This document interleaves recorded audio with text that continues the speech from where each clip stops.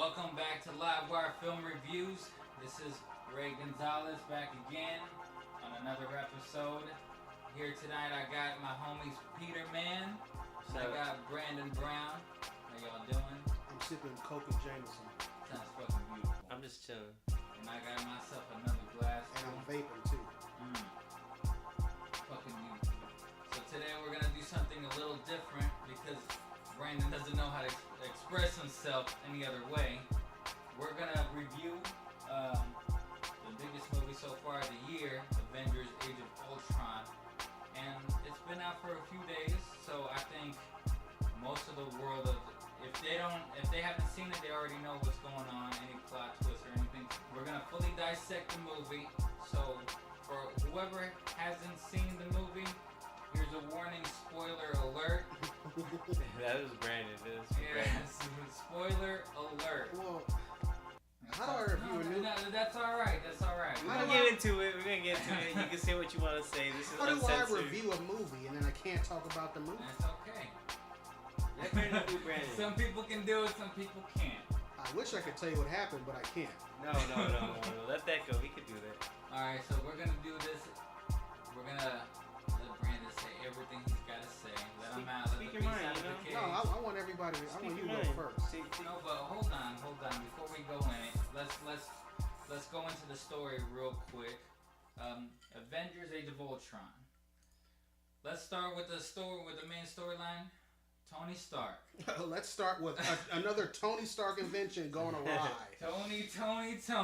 Done it again. Let's start with that.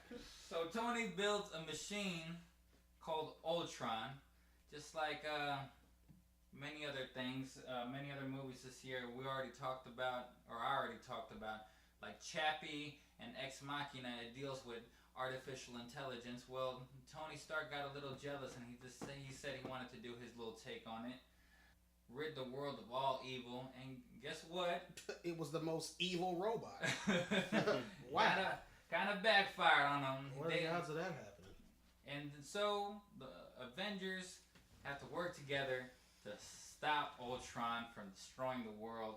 But Ultron's not alone. He's got the help of two new characters, Scarlet Witch and Quicksilver, who happen to also have a grudge on Tony because another Tony malfunction weapon killed their family. Ouch. And let's do this. Let's and go. not referring to the X-Men Quicksilver. No, absolutely not. No, there will be no references to anybody being a mutant. Yeah, they don't call them mutants in this one. They call them enhanced. Because they'll get sued. Just throwing that out. They had to make sure that Quicksilver has no relation. They even gave him a fucking Russian accent. They changed his first name. It wasn't Peter. It's Pietro. Pietro Maximoff. Well, his name was Pietro in the cartoon too. Was it? So they just changed the name on the X-Men? Right? I just remember that show, X-Men Evolution. And it came in 2000. Yeah. I think his name was Pietro. I like it. I like the first one.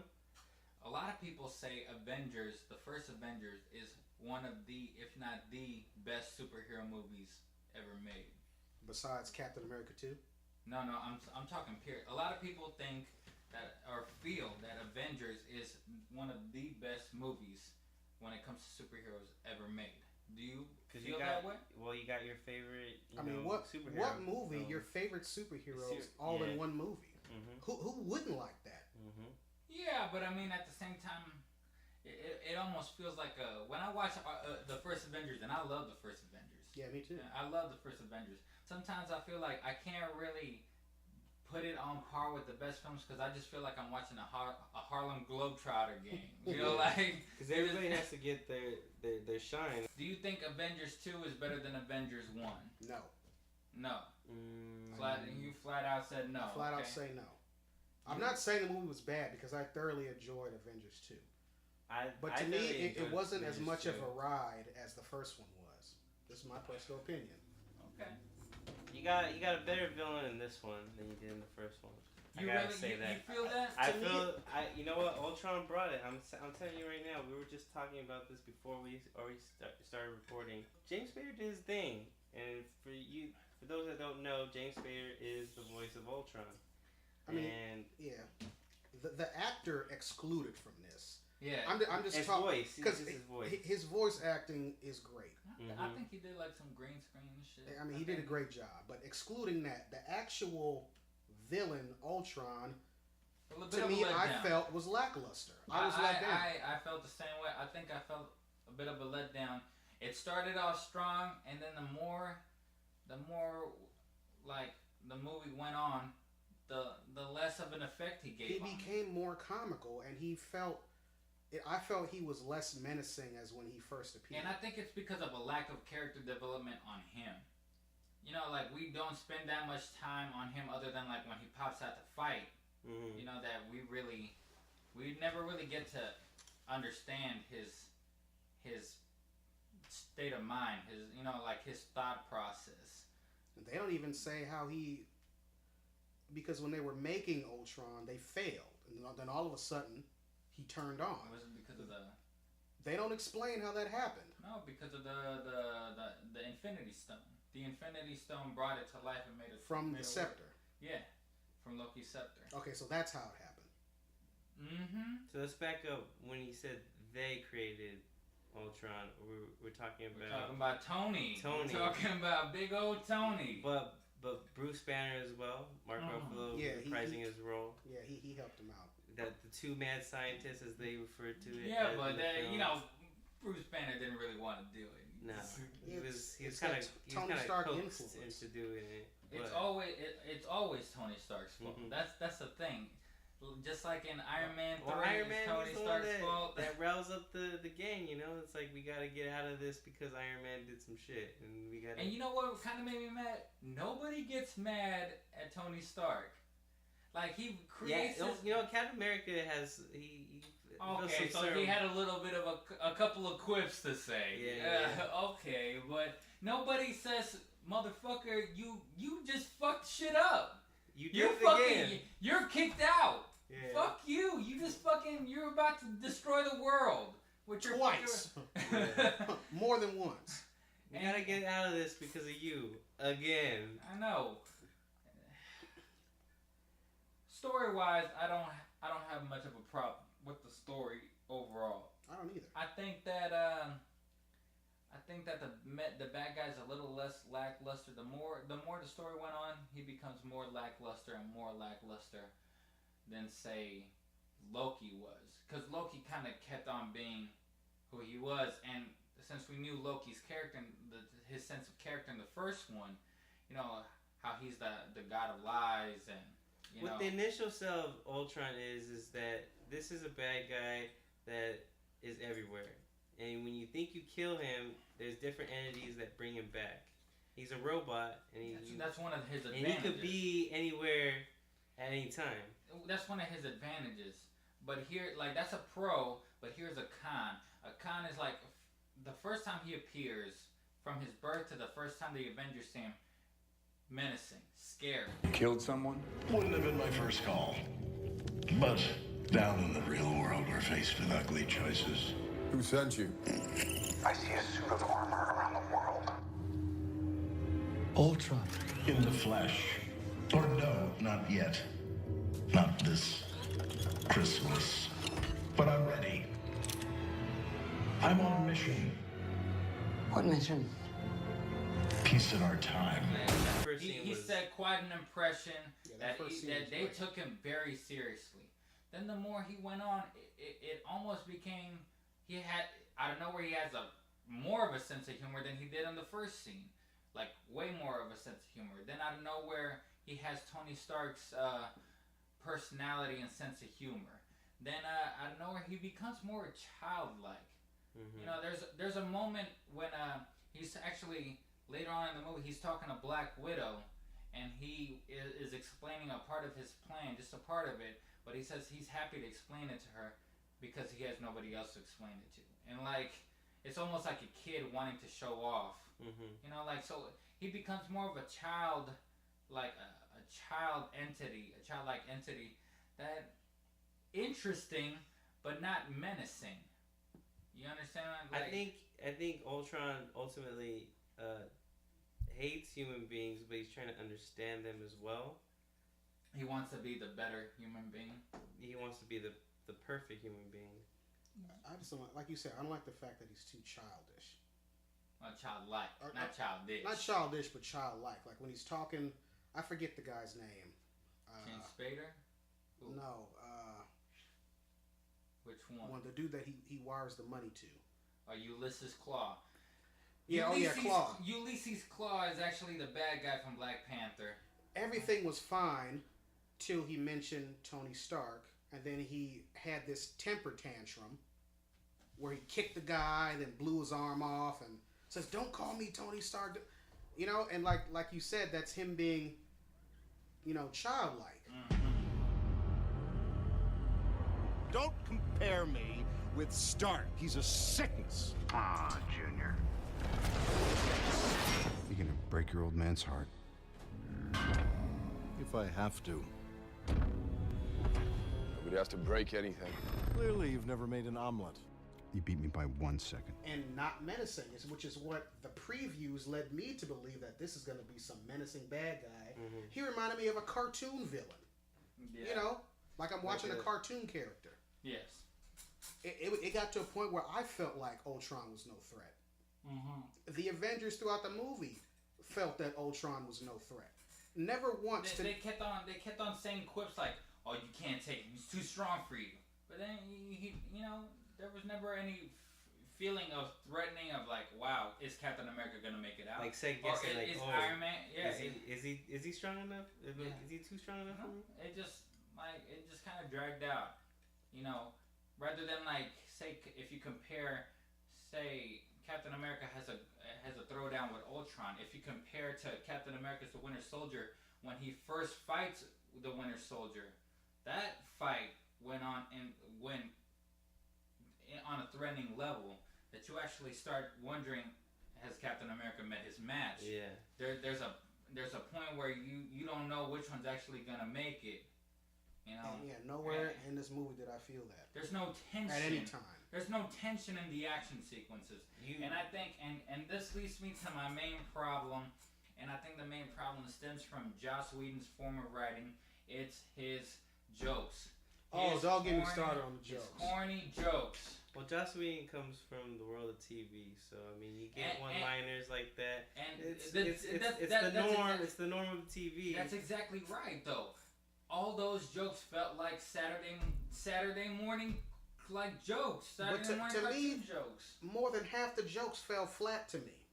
Mm-hmm. Well, the first one, I mean, you already had. I mean, a lot of the characters have these quips that you're known that Iron Man's gonna say this, Captain America's gonna say that, but Joss Whedon does a good job, like you said, Ray, at like the character development and you know what Captain America's gonna say, you know what Iron Man's gonna say. But this one, it was like corny overload. To me, it was overdone to the point where you can't take the movie seriously. All right, so if I lift it, I then rule Asgard? Yes, of course. I will be reinstituting Prima Nocta. Be right back.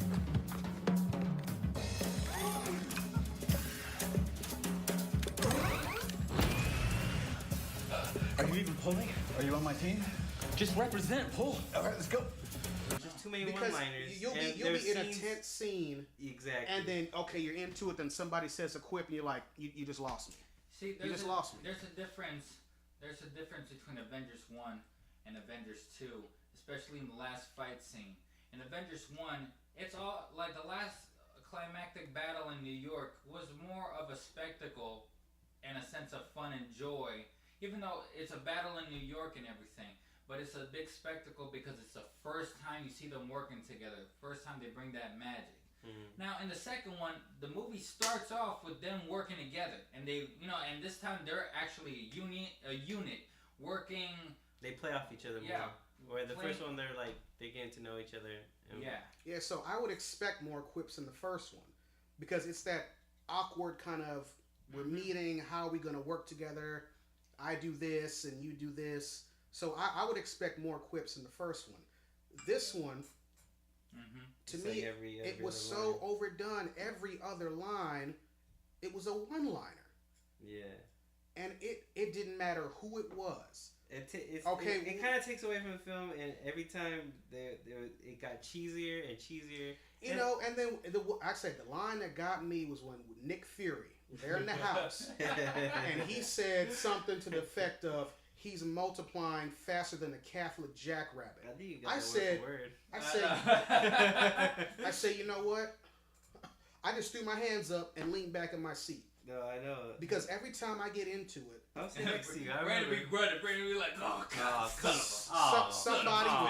somebody would say something to set me back. I'm just like, Jesus Christ, man. I had it. I'm done. I'm in the theater. I look at Ray. He looks at me. I just shake my head. I'm like, I think I might have laughed just because of your reaction. Yeah, it became so comical. Your problem was Nick Fury's joke. My problem was every fucking Thor line. That joke got me. But there has been, even in the beginning of the movie, I forgot the guy's name. We will not surrender. Turns to the guy, yeah, okay, I'm going to surrender. But what I need to... we're talking about Baron Von Strucker. Yeah, Von Strucker. And then when Iron Man comes in, and they're shooting him, and he knocks them all down. It's like, good talk. I was like, no, it wasn't. No, it wasn't. Yeah, that was actually. No, I didn't mind that. You know why? It was the beginning of the movie, so you say, okay, that was funny. That's all right. So that's okay. But then it kept happening. What this film was gonna be, a bunch of one-liners. It's not a sitcom. I don't care to hear all these one-liners that fall flat. The little banter when they were having that Avengers victory party in the hotel or in Stark Tower. Oh, that little quip banter fight between Iron Man and Thor. Oh my God! Somebody shoot me in the fucking face, man. That's like they try to figure out a way. How do we not have the women? How do we explain that the women in Iron Man and Thor's life isn't in here? Because we can't afford to have Gwyneth Paltrow and Natalie Portman. We spent all our fucking money on these motherfuckers. We can't spend no more money on these bitches. Like, how do we do this? Mentioning them in passing is how you do it. With corny one-liners. Not even that. It's just awkward for me to see Thor drinking a beer. I know. And who made Black Widow the bartender? Like, I know. You know what the fuck? What was that about? Like, hey, way to set women back in the Marvel universe. Let me take it back to this. This is something I told Ray earlier before we got on. Okay. This relationship between Black Widow and Hulk is like the Beauty and the Beast. Hey, is this a spoiler? Did I get this? Did we sense this in the first film? No, you never get a sense of like that Black Widow and Hulk ever really liked each other until this movie. I mean, Black Widow tried to calm him down in that scene where Hulk was changing. He wasn't Hulk at the time. She recruited him. She kind of recruited him. In the first one, she recruited him. She tried to calm him down, but failed in the first one. Yeah, let me get back to my main point though, with the Hulk and Black Widow. Go ahead. They make it seem like they have this real deep connection and deep relationship. But then the next scene, she's behind the bar drinking a martini, coming on to the guy. And I'm like, well, wait a minute. Basically give him the fuck you eyes. Basically saying, we're in a hotel, let's go up and you can bang me out real quick, And I'm like, DTF, Hulk smash! Yeah. And I'm like, what the hell is going on here? You know what was going on. She wanted that Hulk dick. Yeah. I know. Want that green monster. I'm still confused. Ain't nothing to be confused by. I do feel I actually like that. I actually did like the chemistry that they had. I like the way she calms him down. Is basically extending her hand and his hand touching. That's almost like how the communication between man and gorilla. At least that's how they say in zoos and stuff. That's what I heard is how they made it work. Or they got the studies from and whatnot. Of course, she's scared to approach him, and she's got to be a little bit jokey with him, like, "Hey, big guy, it's me, it's Black Widow." But what I liked the fact was that she didn't seem afraid. No, they said, "Yeah, Hulk needs a lullaby." All right. Hey, big guy, and then he's throwing shit, and then she takes her glove off, and she still kind of approaches apprehensively. Gives him that little hand touch, whatever, and then he makes it comes. And then he changes back to Bruce Banner. He changes back to Bruce Banner. Mm-hmm. I saw Bruce Banner rocking the Dre beats. I can't. You can't escape. Another con in this movie. You can't escape. Okay, let's talk about obvious product plugs. Placement. The Beats by Dre headphones. Let's talk about that was in the dope. end, I saw that. The Skype logo with the Samsung phone. The logo is in full view of the camera. 2 product placements in one shot. And that's not including the car placements, the Lamborghinis, the Audis that Tony Stark drives, which aren't thrown in your face like that. But when you see Mark Ruffalo listening to opera, how you think they're gonna pay for this film? Product placement is definitely necessary in these types of films. I can explain the Beats by Dre because the Avengers are taken care of by Stark stuff. Like Stark handles all the equipment. They get all their equipment from Stark. Stark is the kind of guy that gets the flashy stuff, not the flashiest, the top of expensive, the line, whatever. What's more top of the line or flashy than Beats by Dre? It may not be top of the line, but it is certainly the most flashy headphones. Yeah, fits Tony Stark like a glove. It's not Banner's fault that he wears them. That he's listening to music with them. So it kind of works, but then out of nowhere, when a character pulls out her phone and out of nowhere she's watching a video, and on the top right hand corner there's a Skype logo, like. To just let us know that it's Skype. That's the kind of stuff that is just pretty silly. Well, it's a con, but not. I mean, not really. Hey, it's not really a con. Really. I just noticed it. Yeah, this. I didn't even notice product placement in the first one, other than like Brandon said the cars and the merchandise that Tony Stark has. Yeah. But in this one, obviously, I guess it's more expensive than the first one. This one definitely looked more expensive. You know what I mean? Definitely up the ante on the action. Definitely. And the characters. But I do have to say, compared to other superhero movies, like say, excuse me, then that whiskey. Yes, that whiskey. Compared to other action superhero action movies like say Spider-Man 3, Amazing Spider-Man 2, where they have too many characters, too many bad guys, something going on like that, and out of nowhere Spider-Man 3 fell flat on its face. Amazing Spider-Man 2 was just a disaster. They didn't know how to juggle all these characters. Joss Whedon, to his advantage, he knows how to make. Because this is a huge cast. This is a huge cast. You've got, the Avengers. And you're bringing back recurring characters from all realms of the I'm talking about, out of nowhere, Don Cheadle shows up as War Machine for an appearance. Kobe Smulders. Anthony Mackie makes a little appearance as Falcon. You've got Kobe Smulders playing Maria Hill. Samuel L. Jackson shows up once again. But it never feels like, and even with Scarlet Witch, Quicksilver, Ultron, Baron Von Strucker, Ulysses S. Claw, you never really feel like this is too many. This is too much. I didn't feel that. Because they did a good job of having character development on the ones that mattered. The ones that mattered. You got a little taste of these people, but they're only in one scene. And you only need them in one scene. Really? Honestly. And they did it in a short amount of time. They did it in that party scene, which is the best scene to do it. It wasn't too drawn out where you're taking half the movie introducing new characters. To me, it was kept short and sweet. Absolutely. The audience is not being force fed. This is this person. We gotta focus on this person. Well, the ending kind of did. The ending kind of force fed us the new one. This is the biggest spoiler out of all spoiler alerts. The new Avengers lineup. Oh yeah. It's kind of hard for me to muster.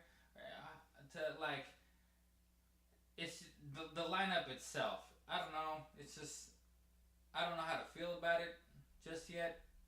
You got the third one coming, so we'll see how you feel about that. It's just because there's so many fucking characters. So many fucking characters. Yeah, but once you get the character development out of the way, you don't need to do it again for the same characters in the next movie. That's not unless you want to show another side that you haven't seen before. you know. But that may kind of keep everybody one dimensional. Yeah. You know, so you run the risk of doing that.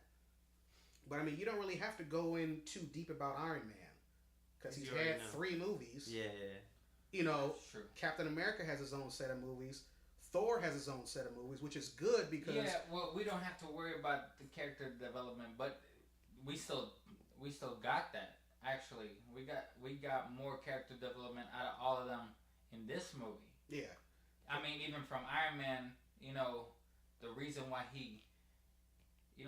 why all of them got character developments was the use of Scarlet Witch, played by Elizabeth Olsen, that she brought the biggest fear out of all of them. Yeah. Mm-hmm. Well, not exactly. It's like the biggest fear, but then some of them saw visions. Like, Thor didn't get a fear. He got a vision of, like, the future that he didn't understand and whatnot.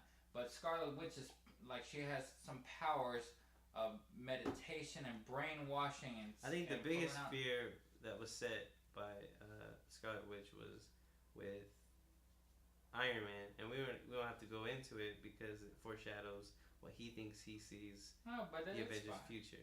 It's fine. I mean, we've already gone this far. I mean, it's the... Well, let's put it this way. The dream that he does have is what triggers him to want to push the Ultron project forward. His fear from Scarlet Witch. I mean, I don't think that was a fear. He was planning on doing that anyway. It was just like a thought. How you look at Iron Man 3, how he made all the robots that don't require people, because he was on his way to, I don't want to do this anymore. That's true. Right. Which still takes effect in this movie, saying, what are we fighting for? We're fighting to end the fight, so we can all go home. Mm-hmm. That's true. So his motivation is, I don't want to do this anymore. Let's get through one more. You ever notice that, like, in the first Iron Man movie, he couldn't stop, but, like, he wanted to take the credit. By the end of the movie, he wanted to take the credit, like, I am Iron Man. And nobody can be Iron Man. I'm Iron Man. I handle shit.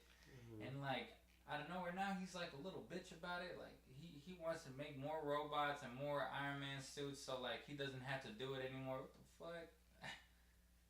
But that's okay. That's okay. You gotta settle down sometimes. But that's Iron Man's fear. Captain America had the fear that he always had, like the lack of that he doesn't feel like he has a home anymore, because he's the man out of time, right? The super soldier. He ain't even in his own damn era. Yeah. Yeah. So you get more character development out of him. Thor's vision was more like a setting up for his next movie. Mm-hmm. If you really think about it, because his vision. And he's the one that actually connects, lets everybody know about the Infinity Stones. And his next movie, Thor Ragnarok, is supposed to explain all the stuff that out of the visions that he saw. Yeah, that Thor thing still kind of bothered me. When Thor takes off when they're at the house, saying he wants to investigate this vision he had.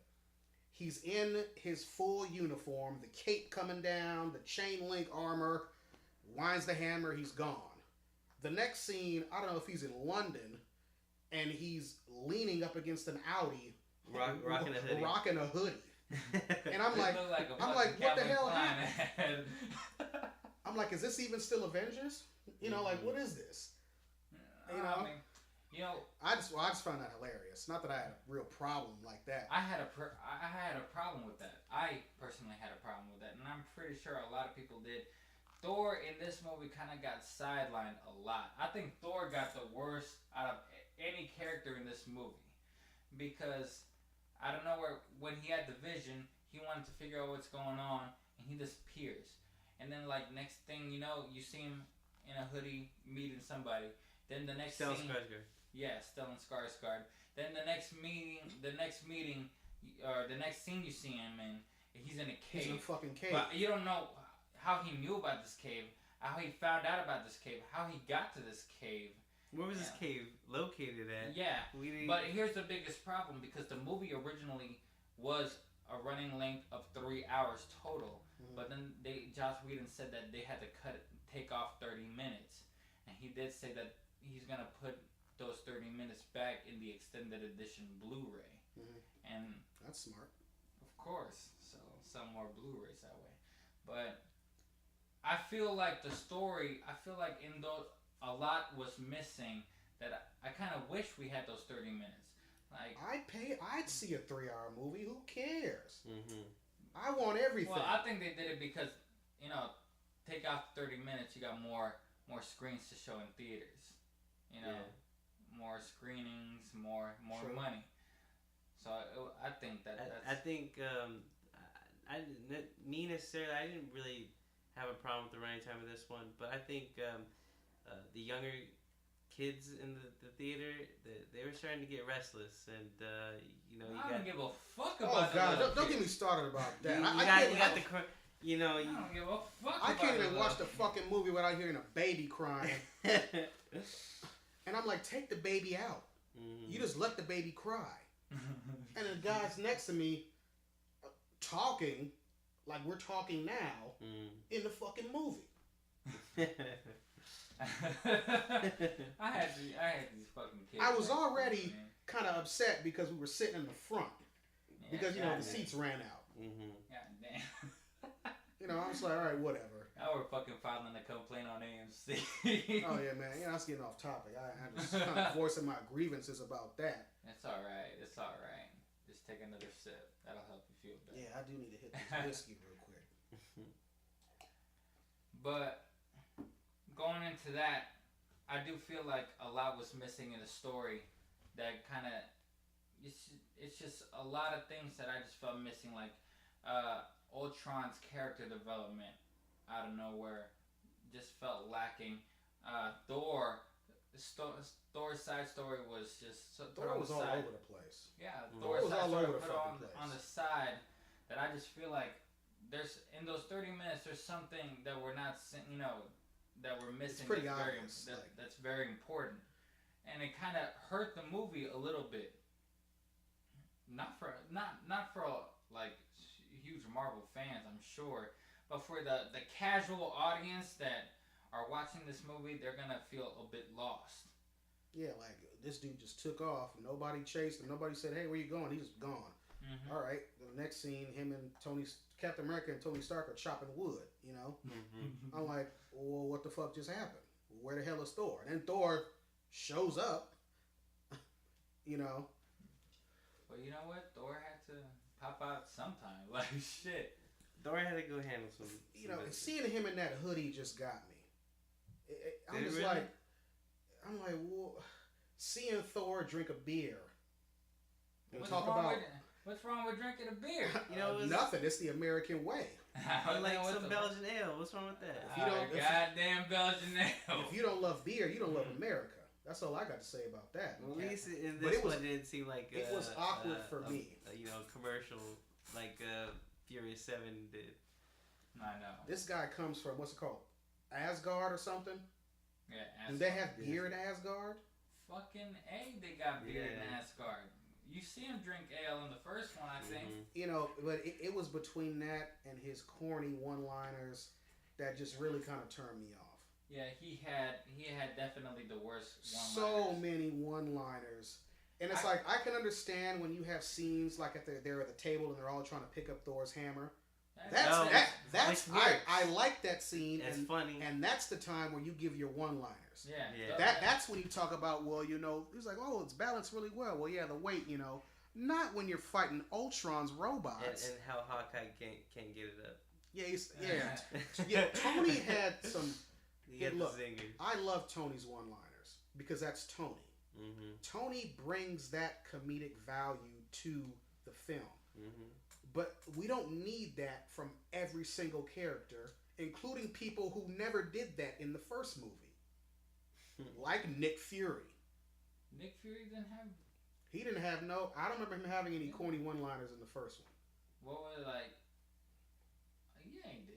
I'm sure he did. Nothing like talking about a Catholic jackrabbit.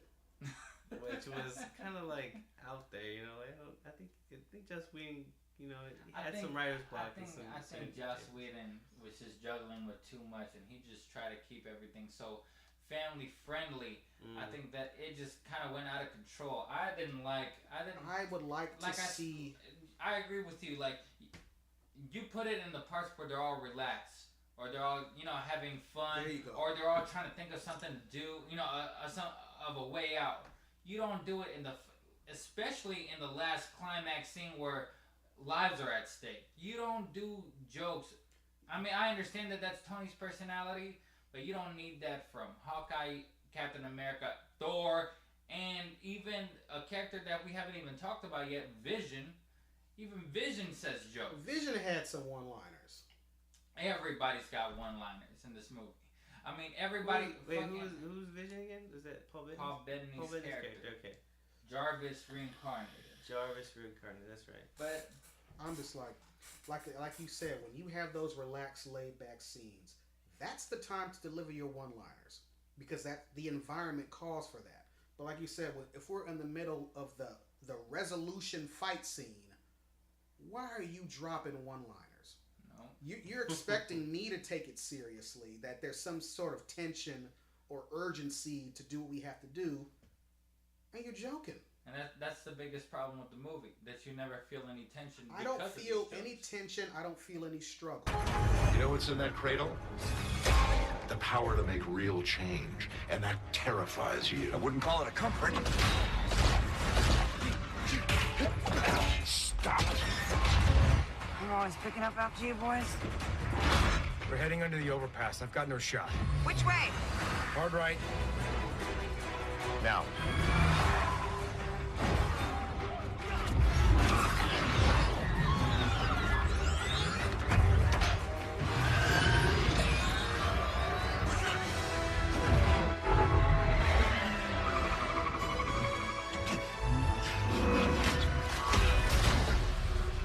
I feel like it's just another walk in the park. So, like, you know, you call the movie The Age of Ultron, making it sound so epic, and you expect it to be epic, but then because of these jokes, it draws back from It the draws epicness. back from So everything the it doesn't previews feel gave you. epic. It doesn't feel epic. It actually, in the end of the day, feels like just a Saturday morning cartoon. Yeah. You know, like, and this was supposed to be a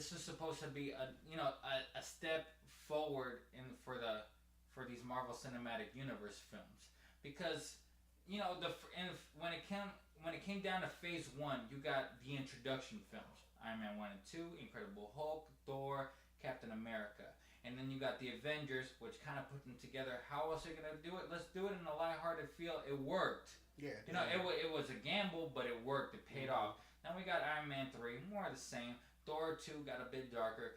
Captain America 2 became a game changer.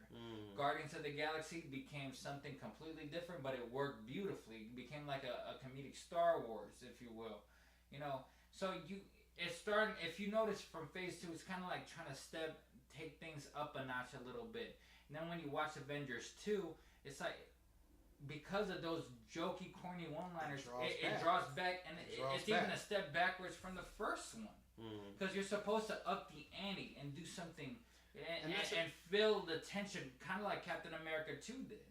Captain America 2, like, they had one-liners, but it never took away from the tension of the film.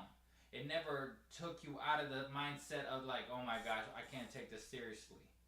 You know, and just like that's this the one thing. did. When you And in this one, every moment of tension, every time something other than Ultron's first appearance, every time there's a fight scene or something serious is about to happen, guess what? Somebody spills out a joke, and it ruins it.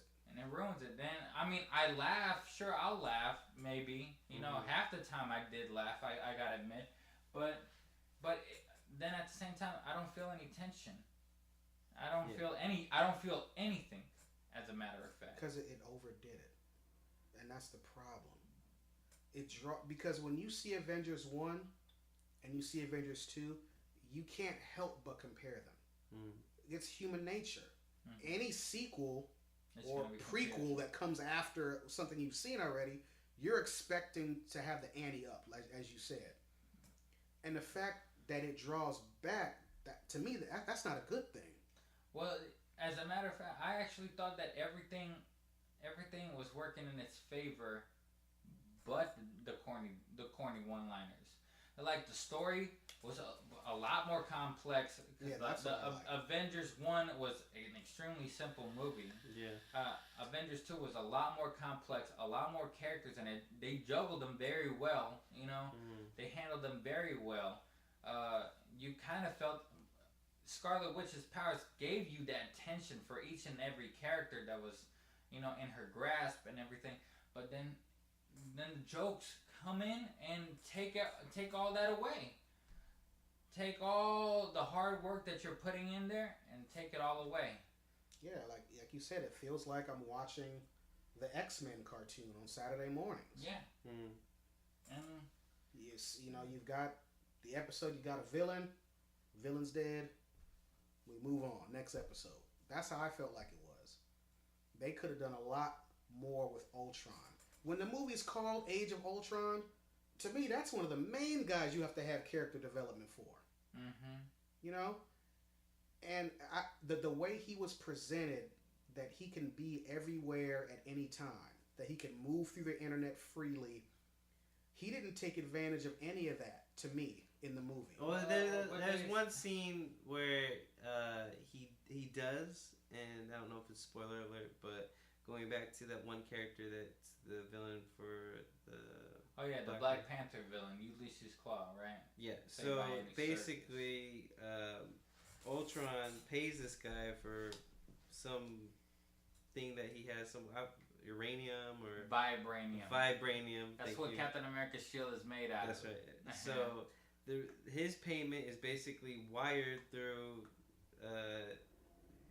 billions of dollars was wired, and that's what people are afraid of, that their money's going to be lost, and then Ultron does that. Yeah, but how does that do with what Ultron's plan is of basically ridding the planet of all humans? He wired a guy money. Hey, well, he has the that's cool. He has the capabilities. But see, you're teasing me. He has this capability to do this, but he's not using it to how he should be using it. Why not start a nuclear war?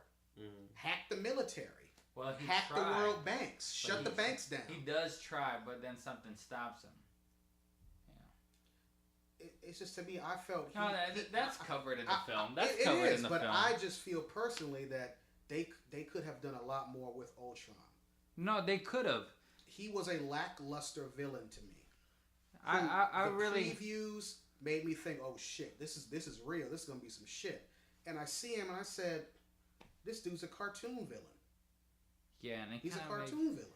That really is the problem. That all the promos and all the trailers made you feel like this guy's gonna be a real demon, a real monster, somebody that goes head to head with the Avengers, and the Avengers might have to struggle a bit. And it wasn't even that so much, really. It was just he was more like a childlike monster, you know, super smart childlike monster. But let's go back a little bit, because we've been talking a lot about the problems with the film. Let's talk about the good things of the film. Story. The story, like you said, the story was a lot more complex. It was a lot more intuitive than the first one, as it should be, because the first one is going to be awkward because they're just meeting. There's not going to be really any type of cohesion. But to me, you saw that in the second one. As far as the story is concerned, a few characters got humanized. Yeah, especially I think they had the whole like love interest aspect of them, but they got very well humanized. Or Black Widow and Hulk. You know, Black Widow with finding out about her past more, and when that helped her. You know, she has that moment with Banner, you know, at the safe house where they have that intimate moment and they talk to each other and they actually really like express themselves about like their fear about how he can't be with anybody, and then how she feels like that's really what connects her to him, because she always felt that way, because she felt the monster inside, because the reason why she can't bear children is like one of the reasons that helps her kill people. You know. You know, I kind of liked it and I kind of didn't. I kind of loved it. felt it got a little too sappy for no reason, in my personal opinion. Yeah, to have a, You know, a form of love interest. It was to the point where you're trying to make the story so you're trying to do so much more with the story now, as you should. But to me, it was a point where you're throwing this kind of tear-jerker sappiness in it. But to me, it was a little too much. Oh, I enjoyed it. Well, it took away from other one-liners that we could have had. It distracted to me. You know what I'm Really? saying? It distracted to me from the movie. I actually thought. Okay, it was I actually liked it. We got a situation of Ultron over here, but now we got a separate love story over here. Well, it wasn't necessarily like a love story. You know, I wouldn't consider it much of a love story. I just feel if you're gonna do that, follow it through. It was really awkward. No, they kiss. They kiss? Yeah. You know, it's kind of like this Beauty and the Beast thing where she's the only one that can calm him down. But then that turned into some awkward flirting at the bar. Then they made a reference to her wanting to get in the shower with him and I wait a minute. That scene was the most pivotal scene out of all the scenes between them two. How? Because how she wanted to run away with him. She wanted to run away with him, but he says but he denies her. But see, that's what I'm talking about. And then for the first time, and that helped us relate to Black Widow because for the first time she actually talks about herself. She actually opens up about herself when nobody else, because nobody else in the Avengers really know other than probably Hawkeye. Because we totally skipped her vision. It's just to me But it was so confusing to me. That scene was the most character development that her character has ever received. Well, I'm not talking about the character development because I do like the development of characters that we would typically seen as not that important or unrelatable. Like in the first one, you didn't know Black Widow's story really. You didn't know Hawkeye's story, but they really brought that to life in the second one.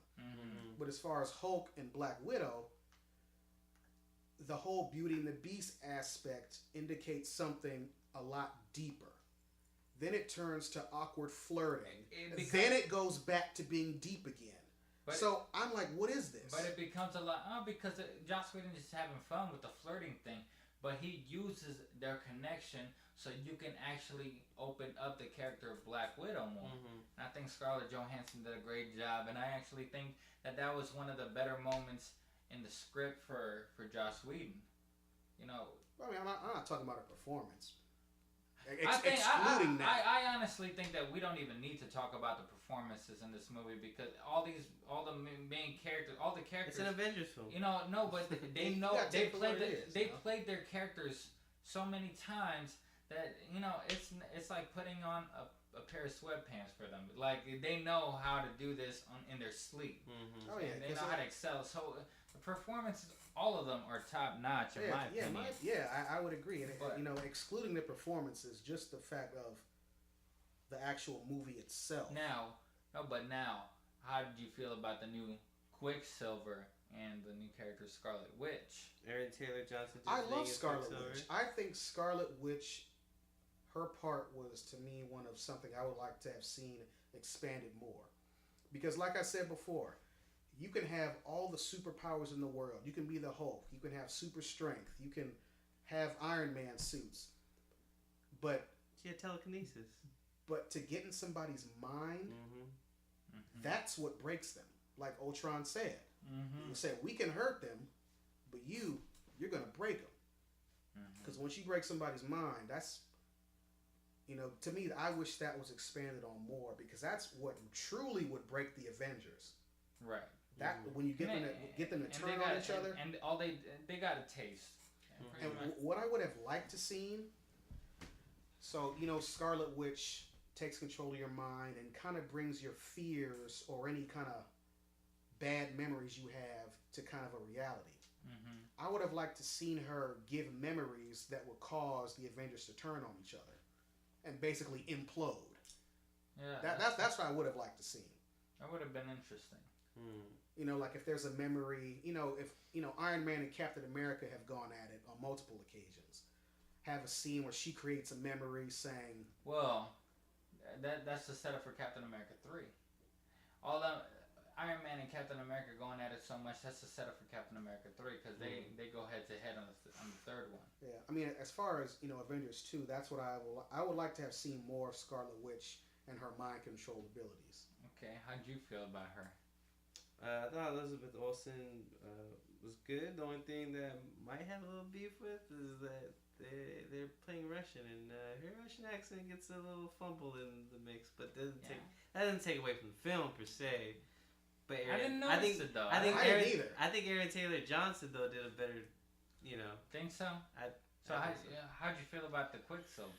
I like Quicksilver was another cool character. I think him and Hawkeye, they had little funny banter back and forth, like who ones up. Oh, you didn't see that coming. I thought. How'd you feel about Quicksilver? Okay, not referencing the X-Men Quicksilver, but it all turns out in the end a comparison, because in the end it's gonna be like, well, which Quicksilver was better? Aaron Taylor Johnson. You thought his was better. Okay, how'd you feel?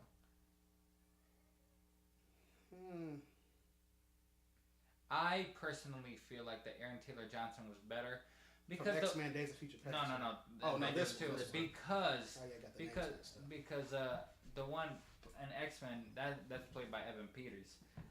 The one in X-Men, it's almost like a cameo just for an action moment, and you don't really get any insight in them. It's just like, oh, here's a little, here's this character Quicksilver. Here's his little action scene, and then he's gone. Yeah. And this one, you get an origin story of origin story. You get motivation.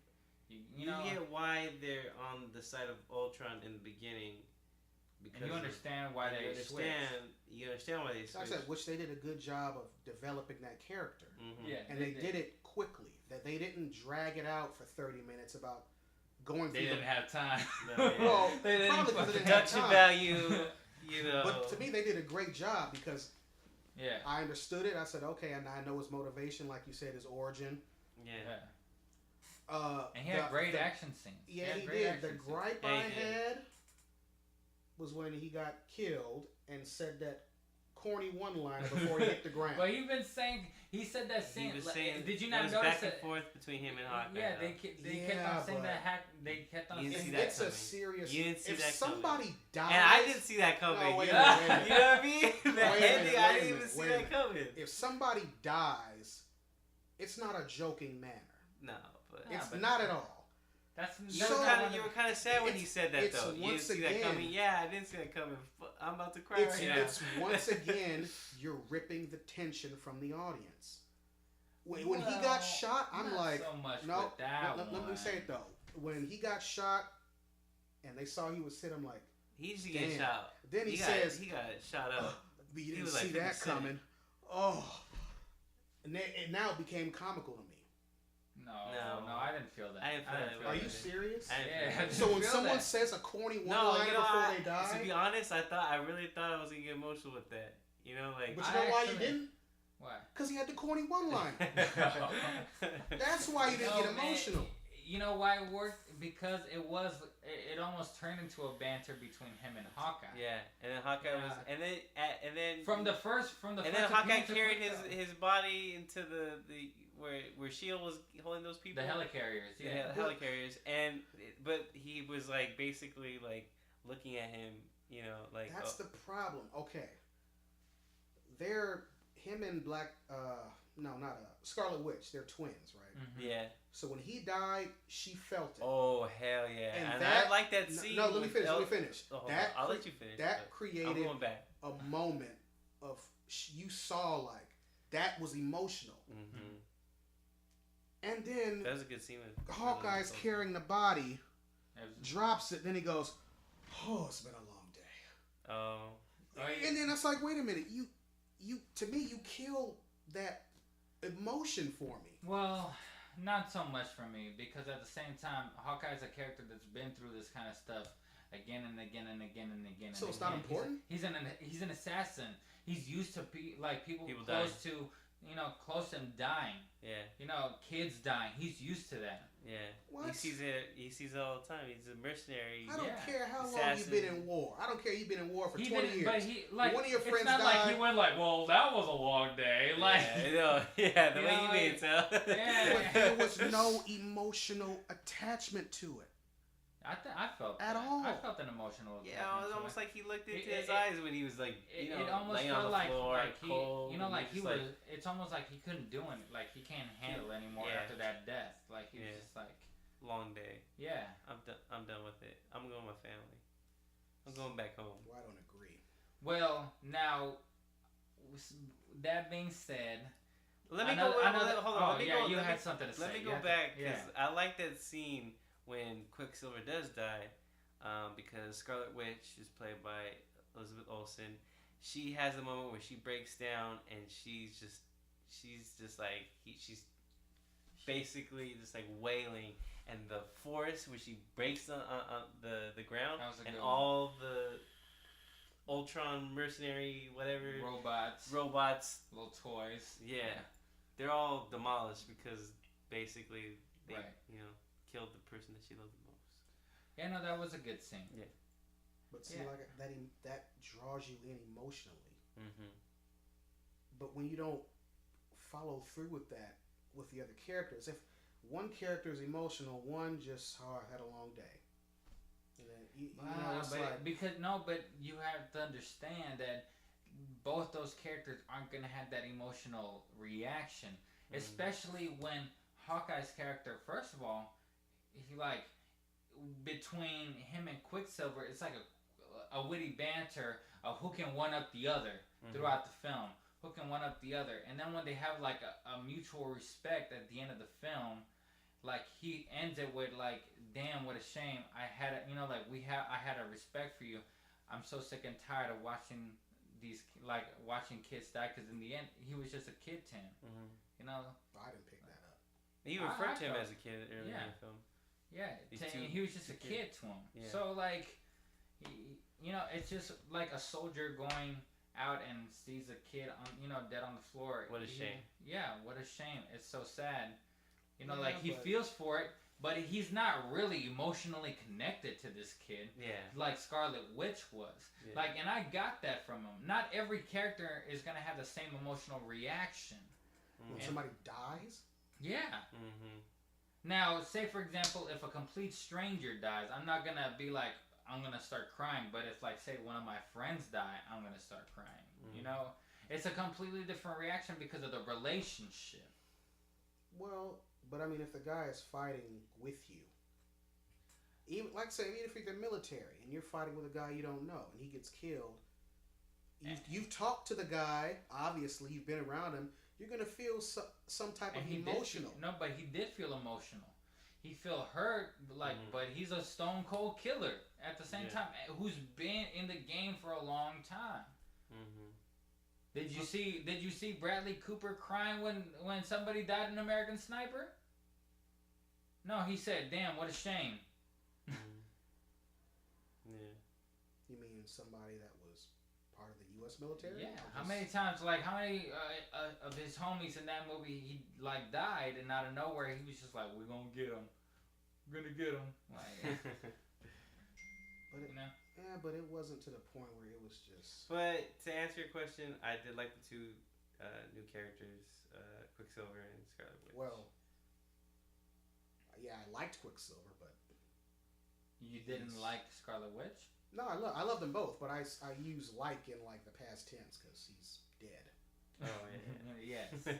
So yes, I did like Quicksilver. I kind of saw that coming because they announced Scarlet Witch was gonna be in Captain America 3, and then I was just like, well, wait, what about Quicksilver?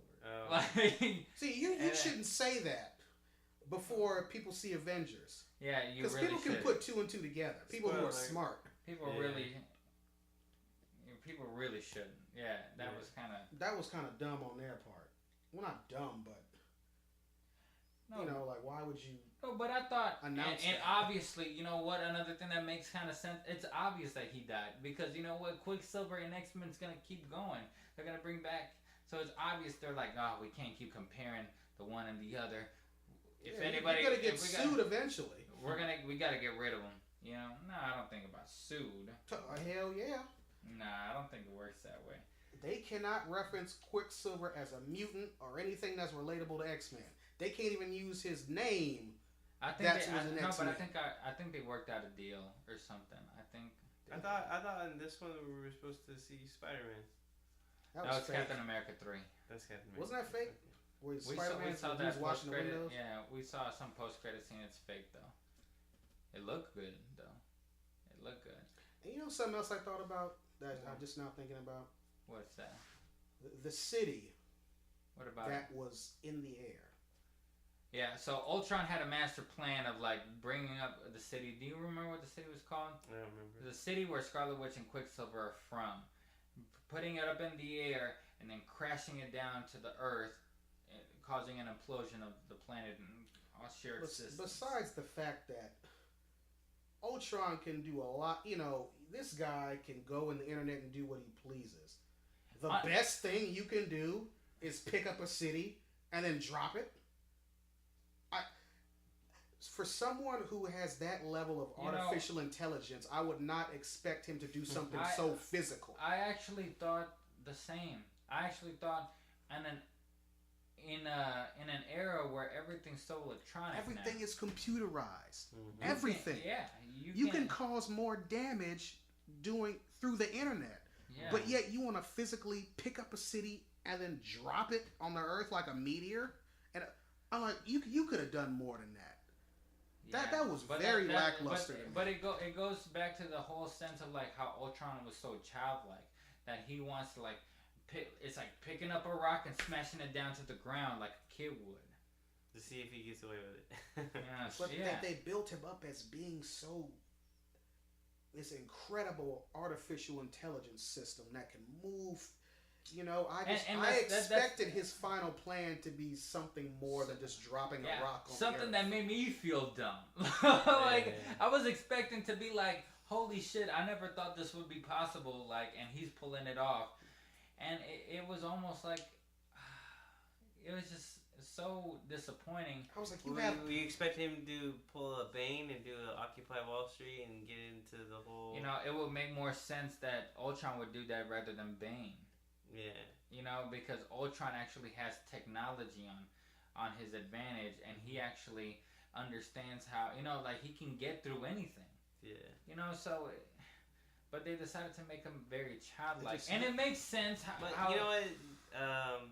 It's just too intricate for kids, though. I mean, that's for true. Kids, let's just pick up a piece of the world and drop it.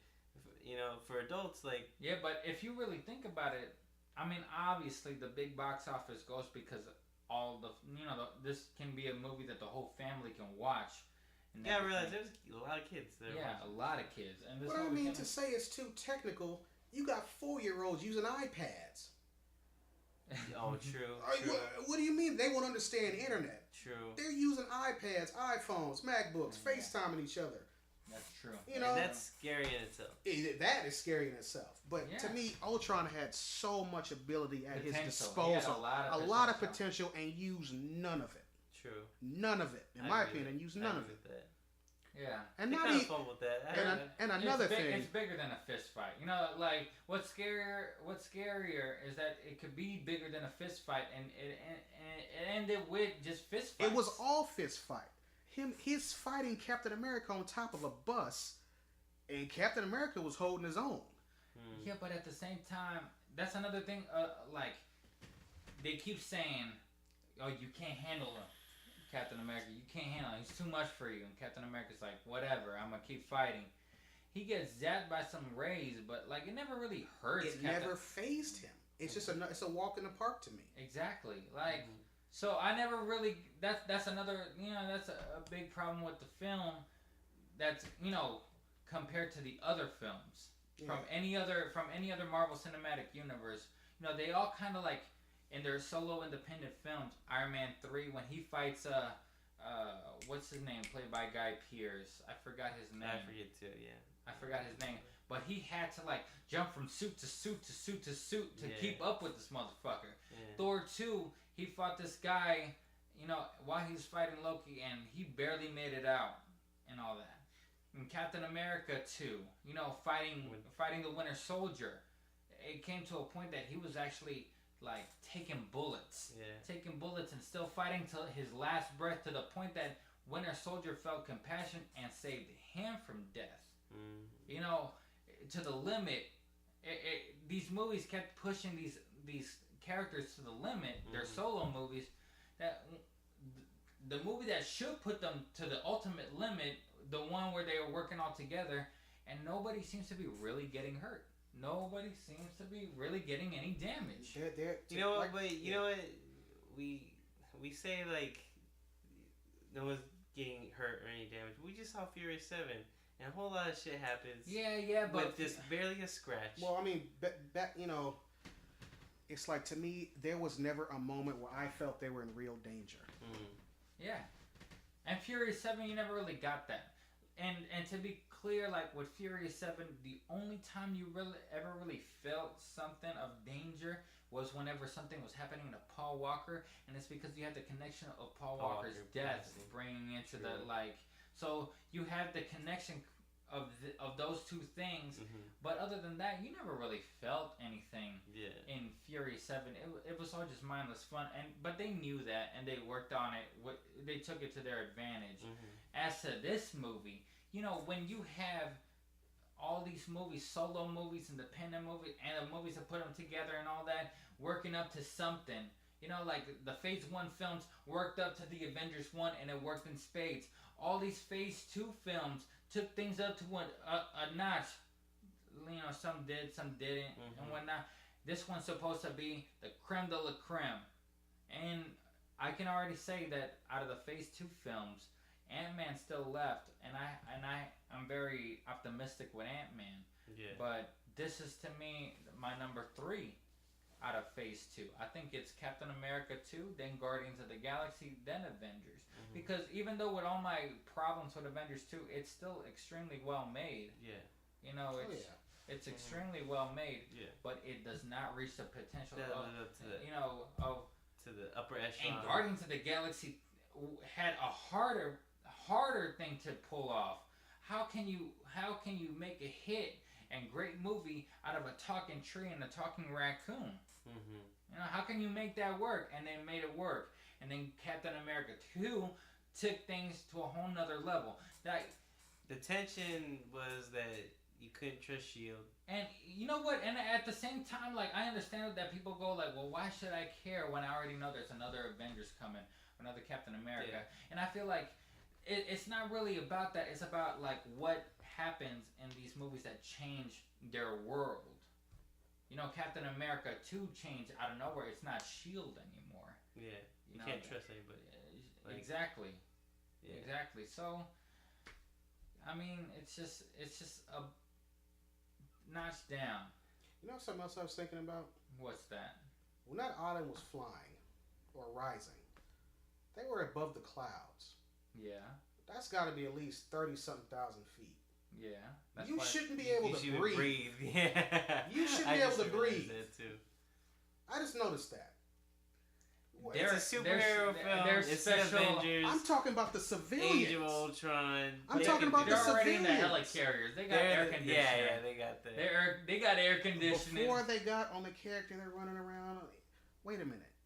You shouldn't be able to fucking breathe right now. Yeah. You know how high in the air you are? I just thought about that.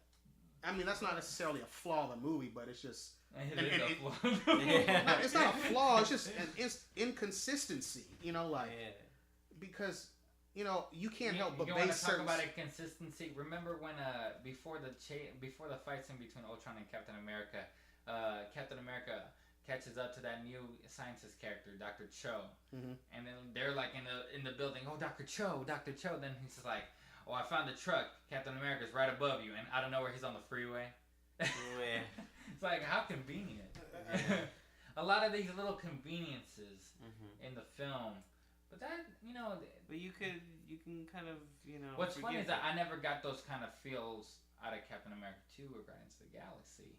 Or even Iron Man 3. I never got those conveniences with those films as so much, or even Avengers 1, like I did with this. I think it's just because it's stronger plot, stronger writing. Well, and let me bring up the last big highlight with the film that I was really happy with was Hawkeye. Yeah, I actually thought that he was Jeremy Renner in Avengers. To me, in the first Avengers, a small character Because he was brainwashed. A big character in Well, they had to. Age of Ultron, and they referenced that in this one too about him being brainwashed. There was no development of Jeremy Renner's character in Avengers 1. Right. Like I say, he was brainwashed through half the movie. Yeah.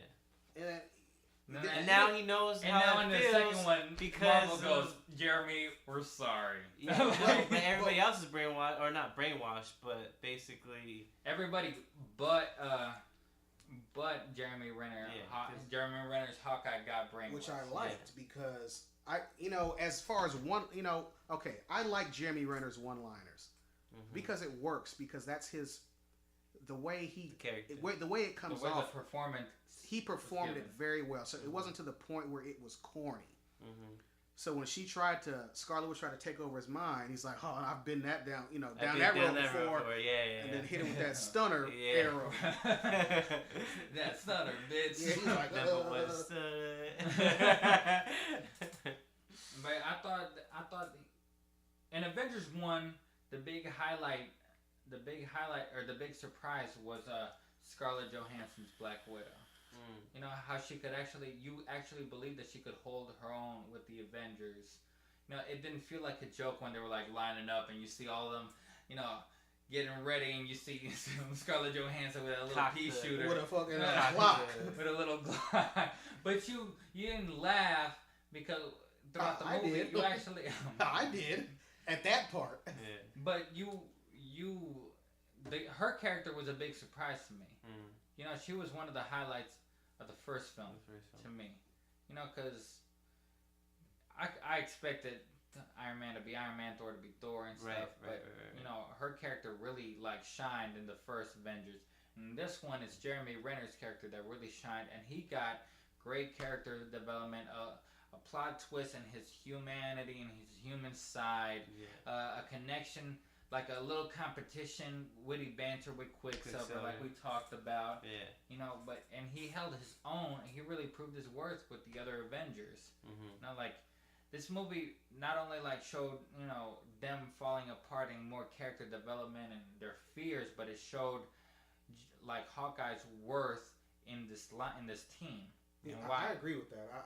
I like the fact that I know more about Hawkeye's story now. Yeah. I did feel it was a little lengthy.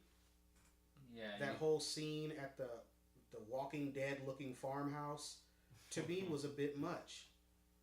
Yeah. You know, it kind of took away. I'm like, am I still watching Avengers? I'm seeing Jeremy Renner in a flannel shirt talking about doing woodwork around the house. You know, talking to his wife, they humanized him in this one. Yeah, because you know what, that makes him the most relatable character because he's a man competing with gods. You know, and he's actually holding his own. Yeah. You know. So. Yeah, like I said, I do like the development. I just wish it was cut a bit shorter. And the thing that also bothered me was the pacing. Of the film? I didn't have a problem. I wouldn't call it pacing, but like say you would have a scene at the farmhouse, then it cuts back to Ultron when he's with Dr. Cho, and one of the robots, brainwashes her with the scepter. Yeah. So okay, here we go. Now we're gonna see this side. Oh, then it cuts back to the farmhouse. You maybe got a minute and a half of Ultron. I was like, well, wait a minute. You know what I mean? To me, if you're gonna have the downtime, have the downtime, but bring it back. Don't cut here back to downtime. Cut here back to downtime. And so when I say pacing, that's kind of like what I mean when I say that. Right. Get the downtime out of the way, and let's get back to the action. Maybe that's because of the 30 minutes that they had to cut. Could be. I actually feel like I wanted more story-wise. More story-wise, a little less action. You know? It was like too much action and I just feel like there was some, like we talked about the Thor side story and how'd you feel about the action and the character? Oh, the action was fun. I love the action. I love how they threw you in the shit right when the movie started. Yeah, that opening. I love was that. Real I love dope. the opening scene. No, and then and the Hulk versus The Iron Hulk- Man. The Hulk versus That Iron was Man one of my favorite fight scenes in the movie. because Iron Man gets all, Hulk sized up. That's a big ass suit. That's Hulk a buster. big ass The Hulk Iron buster. Man. The Hulk fucking buster. But I mean, that was one of the that was worth the price of admission alone. Yeah, that fight scene. Yeah. And it didn't run on too long. It wasn't too short. Yeah, it was like just right. It was funny too. And you get and it was funny and fun. Yeah. You know, it's just And that's what I want Avengers. That's what I like about Avengers. It's action packed. It's fun. It's a thrill ride. Funny. Me, I don't. My problem is I don't really expect much downtime in an Avengers movie. That's why you had the problem with the. This is why you have the Marvel Universe, where everybody has their own story, because that's the time you can have the character development. That's the time you can humanize. But in the Avengers movie, I want to see the Avengers go to work. Yeah. To see Captain America and Tony Stark chopping wood, not because they have to, but because they want to be there. no, it's not because they want to be there. It's because they're hiding out for Bruce Banner because he did damage and they did damage in Wakanda. You're an Avenger and you're scared of the NYPD. Are you serious? It's not the fucking NYPD. God, we gotta hide. It's the fucking Wakanda PD. We gotta hide Bruce because the police are gonna come. Let the police try to arrest Bruce Banner. Oh my god. Let me see those cuts. Put down that axe and get back to whooping Ultron's ass. Well, they were all broken at that time because Oh, Scarlet Witch no, got they in were their not head. broken, man. They were not broken. They were. Anyways, the action was top notch. Yeah. Now, the last thing I want to talk about.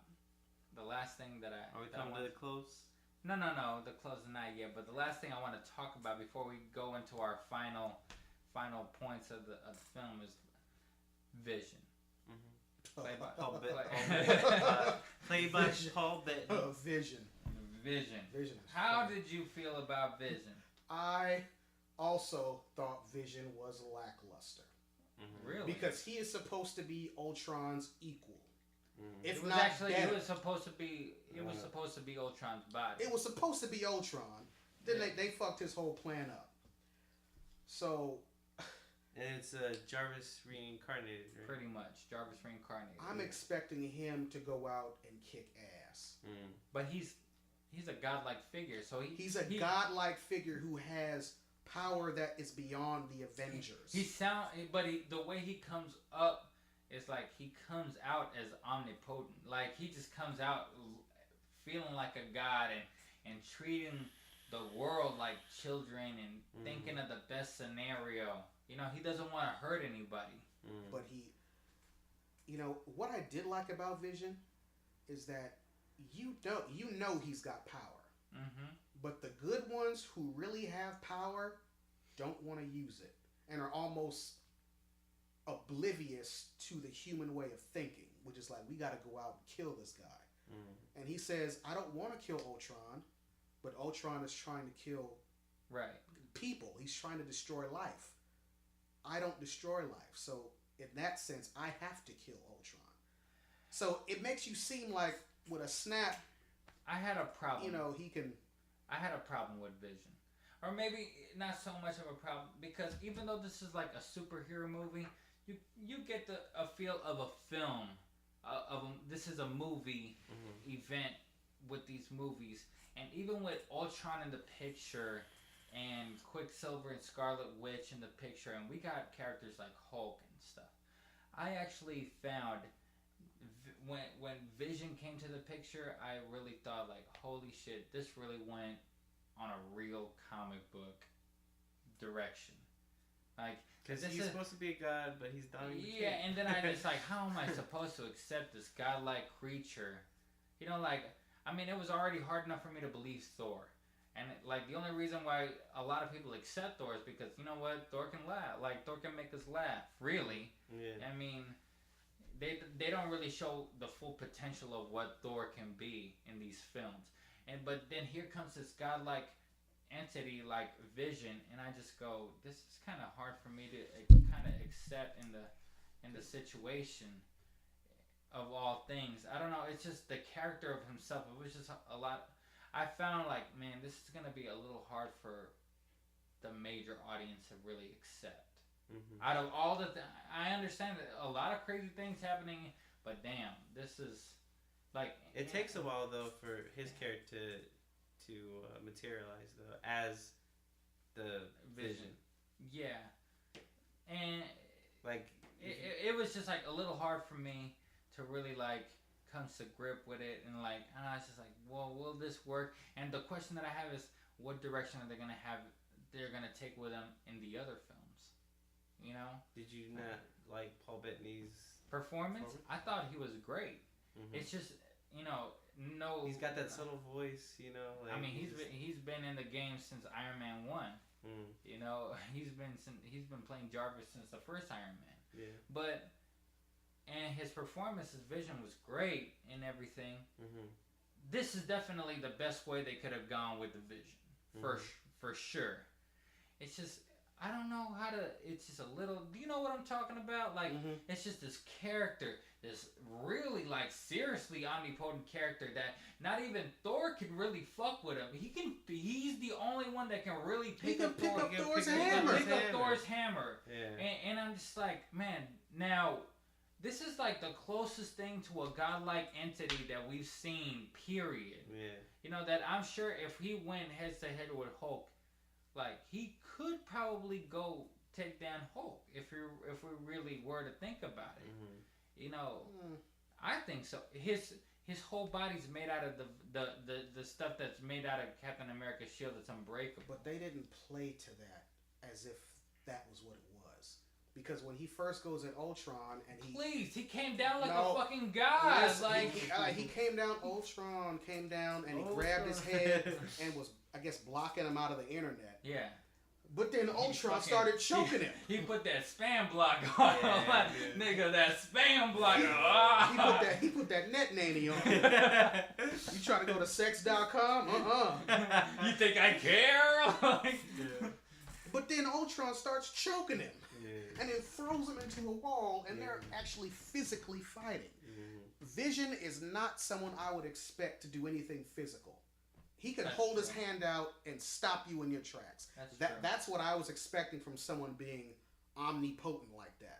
But the fact that he's actually physically fighting, it kind of turned me off. Maybe it's just like the way his presence came about that made me feel like, man, maybe this guy's like really like a god, like this. And the fact that he picks up Thor's hammer. Oh, I love that. Yeah, I mean, I love that. That was great. That was great. That was another great moment of the theater. See, that was another great moment of the film. Now that comical, that worked. Yeah, beautifully. Yeah, everybody just froze like.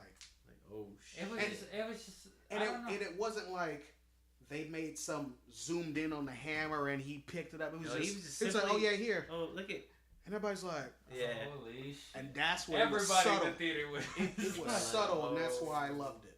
Yeah. There wasn't any kind of opera music playing like, oh, oh, oh. He picks up the hammer and the lightning comes down. Everybody's like, oh, what the?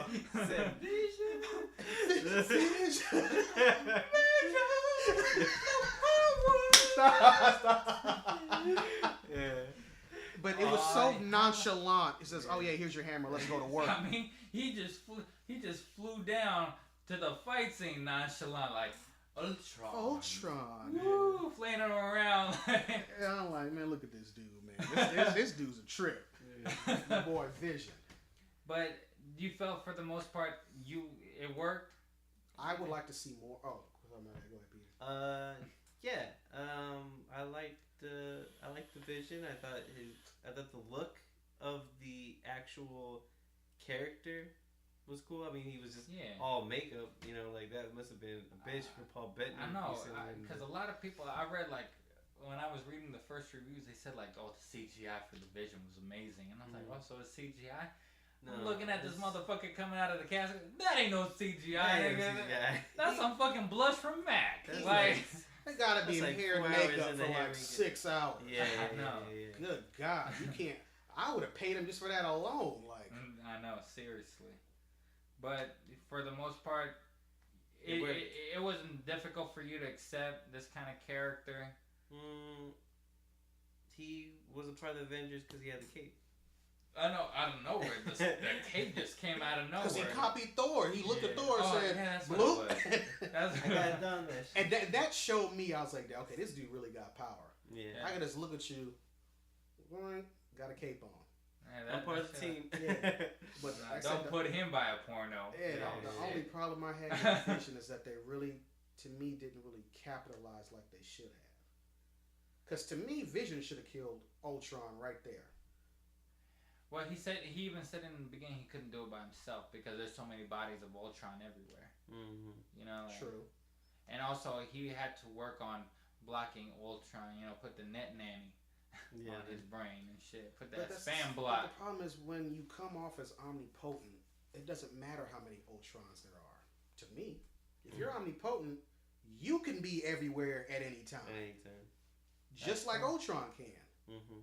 We actually never really know what the full potential of this character really is. And they introduce him so late in the movie, you don't have time to. It was almost like a late solution. Yeah. Like, oh, how can we kill Ultron? Well, let's pull out another Ultron. I would like to have seen Ultron actually get that body. But then again, there wouldn't be no Vision.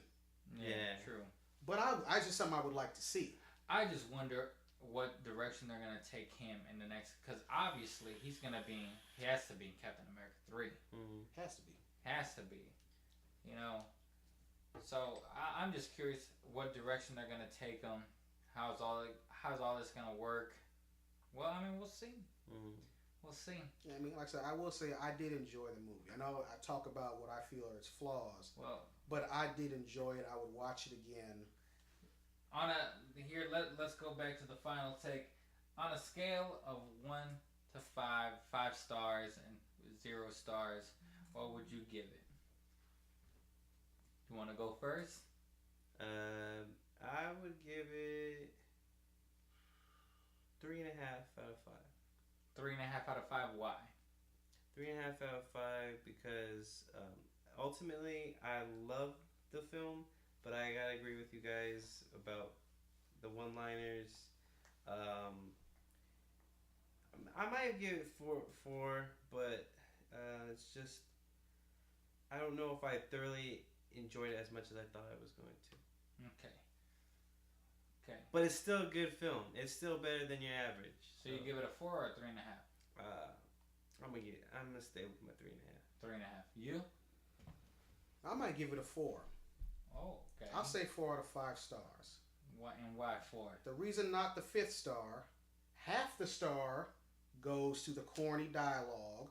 Yeah. The one-liners that fell flat. The other half of that 5th star goes to the movie is called Age of Ultron. I would like to see more character development of Ultron. Okay.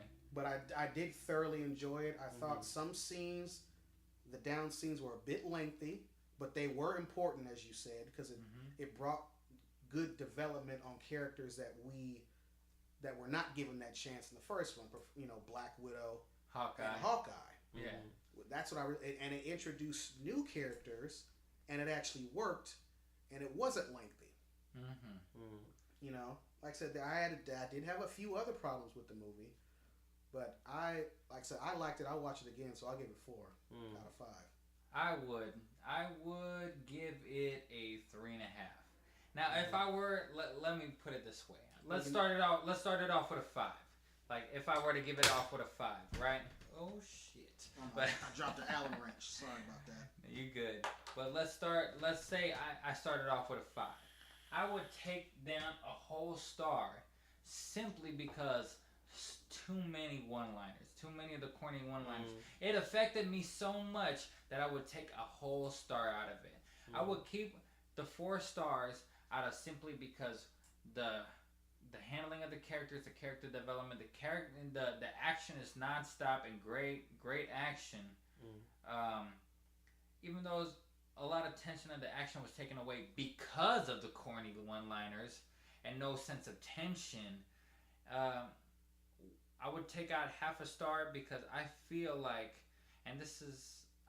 there's more missing in the story-wise. Like, let me see that extended edition. Yeah, and I'm gonna give you that 4 stars. So like that's exactly what I was about to say. Like that, I'm gonna keep it at the 3.5, and it's still up to debate until I get that Blu-ray extended edition, and then I can see if I can keep it back to the 4 stars. Yeah, because there's a lot of great things about it, and a lot of not so great things about it. I do think that the good things outweigh the bad, and whatnot, but in the end, you know, what?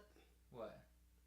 I think I'm gonna go 3.5 now. Son of a bitch. No, I just started thinking. It's like you. I would want to give it the full 5. I think when I first reviewed the first one, I think I gave it the full 5. The full 5. I think because you know what, and I do think, and I would give it. And I would say this one's up to par with the first one too. But again, it's a different movie that it's a very different movie that tries to do the same things.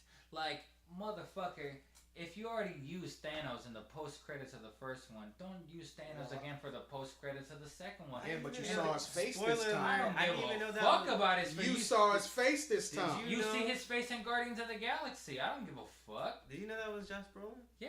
I don't give a fuck. In the first Avengers, it was only a side profile. Now you get his face in the second one. The third one, you may not only get his face, you get his hand and he's purple. That chill and you may Avengers 3, you may get an arm. What are you or talking a leg. about, nigga? He's the bad guy of the third one. Well, I thought he was gonna be the bad guy in the second one. No, he was gonna be the bad guy in the third one all the way. The post-credit scenes are just the build up for Thanos. There's certain things that they kind of like. It's a more complex plot than the first one, but how do we take down the bad guy per se, like the main body? I'll throw the Hulk at him, and the Hulk will just beat him up, and things like that. How do we take down members of the Avengers? Brainwash them, just like they brainwashed Hawkeye in the first one. Okay, like they use certain elements of the first one in a more complex storyline. I think that the advantage of the first one was that it was a much simpler story, so it's easy to follow. So it was easier to follow, but you didn't mind so much because you're following great characters, and you're just enjoying having a good time with seeing these characters together. And this one, it's just not enough well explained story. Certain characters pop up here and there, and it's just not fully explained very well. You don't understand what the fuck was Thor doing, and how he came about explaining, like the whole Infinity Stone thing. That is an obvious setup for the Infinity Wars Avengers 3 and 4, but that's why I want to wait until the extended edition. And when the extended edition come out, and if it gives me that character development of Ultron, gives me the explanation of Thor's side story, even explains to me how Captain America went from that one building to the freeway in 30 seconds. If it can explain all that to me, then God bless it. I will give it 5 stars. I will fucking kiss the ring. Yeah, you know what? I'm gonna go down to 3.5 because I'm sitting here thinking about it. And don't think too hard. Yes, I had a take it down even more. I had a big problem with Ultron. I had a big problem with the one-liners that fell flat. Not only the amount of one-liners, because not all of them fell flat, but the majority of them I felt it was uncalled for. It like you said, it took away from the actual tense feeling of the movie. It felt like I was watching a comedy. Yeah. Because when I see you in a fight scene and you drop a one-liner, it's like you don't really. Nobody wants a joke when lives are at risk. When the beginning of that action sequence, they're all worried about getting civilians out of danger. you don't joke about that. Yeah. So that's nothing to joke or about. or don't be too obvious. Don't give so many jokes at once. Mm-hmm. Give me a couple of jokes here and there subtly. I'll accept that. Don't give me a whole army of jokes that even a character like Vision would give me a joke. Yeah, he said something. He's like, oh, the hammer swings so nicely. Like, no. I'm like, wait a minute. Ultron is right there. I know. Kill that motherfucker. Yeah, well, it's balanced, and I'm just like, oh, come on. Kill that noise. Then someone said something about being born yesterday. That Vision was like, well, I was born yesterday. I'm like, I just throw my hands up. I'm like, you know what? I'm done. This is too much. It's at a point where I can't take the movie seriously. No. What was the worst thing was the conclusion. Like, did you not notice that when the city fell and they stopped stopped Ultron and everything, the city fell, and nobody noticed that Thor fell into the water, like with the city? I didn't notice that. Yeah, then the next scene is just that they're walking along, making a joke about an elevator, carrying Thor's hammer. Now, come and think of it, like, was Thor even a part of the last scene? Like, the very last he scene? helped Iron Man blow up the city. Oh, yeah. Like, and stop the whole thing. And he fell into the water with the city. And next thing you know, you just see them walking, Captain America, Thor, and Iron Man walking, making a joke like, well, Vision is really artificial intelligence, so it doesn't really count like us that he can pick up the hammer. I mean, you can put the hammer on an elevator, and so the elevator is worthy? I'm like, and cut that shit out, bro. And even that was drawn out. Cut that shit out, bro. We do not need all them fucking jokes. And it was so bad because it was every scene. Thor, like, we got like a beret of fucking jokes, like in a span of 10 minutes. I don't know. We're like, well, he's artificial intelligence. He can't be worthy. He doesn't count like us. I mean, he is worthy. Oh, but an elevator could pick it up. So is it worthy? And then he's like, Thor leaves out of nowhere like, oh, he has no consideration for the lawnmowers. I'm like, cut that shit out! Like, and they're talking like, yeah, Captain America's like, well, they were enhanced. Who were they? She's like, this is Scarlet Witch. She has the power of telekinesis, and this is, he's got the power to move, and he's looking like, well, okay, one's fast and one's weird. I'm like, cut that shit out! I'm like, what the fuck? It became so predictable. Every 2 lines, the third one was a one-liner.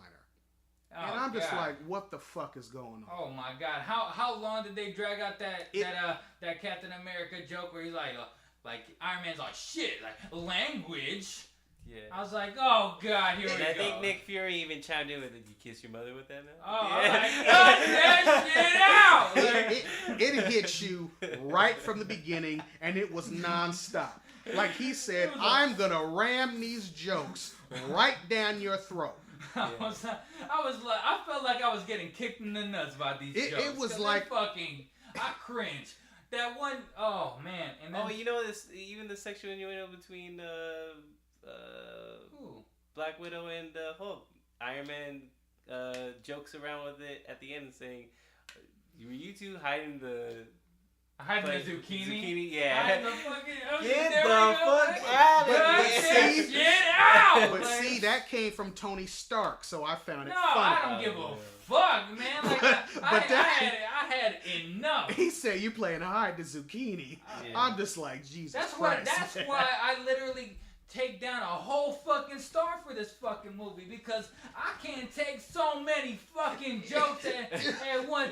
God damn, this ain't fucking Comedy Central presents. Shit, like, I don't know where everybody's a fucking stand-up comedian. Wait, what's the guy's name? Joss Whedon. Joss Whedon, God, he was railroading them jokes, man. He said, oh my God, this is my moment to shine as a comedian. I'm gonna do that last line.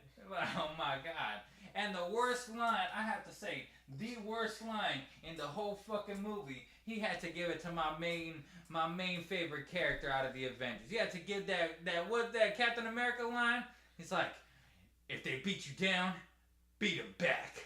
If they kill you, walk it off. Like, yeah. mother, cut that shit out, motherfucker. What are you doing? It was to the point I got so angry. I was angry. Yeah. All I do is look at you. I look at you and I shake my head. I was like, this is not. I'm like, this is not the. I don't remember being this annoyed by the first Avengers. I was just like, I don't remember being this irritated. This shit, it was so comical. But let's wind down.